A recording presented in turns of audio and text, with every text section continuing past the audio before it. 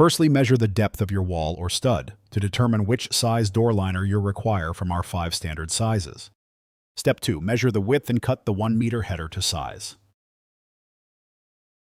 Step 3 is to measure the opening height, then cut the 2.1 meter legs to height.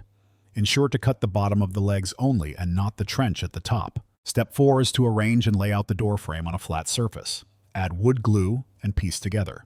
Drill 2 pilot holes in each site to avoid splitting the MDF. Fix the legs secure to the head with 2 70 to 90 mm timber screws in each side.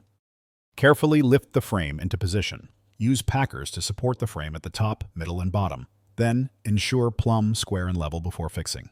Step 8. Fix the frame down both legs at the top, middle, and bottom section using frame screws and fixings or plugs. Fill any gaps around the frame with expanding foam.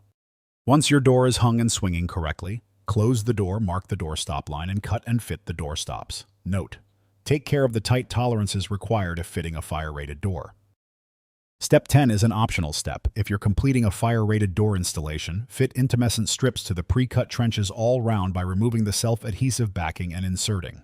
Finally, paint the primed door liner with top coat paint and enjoy.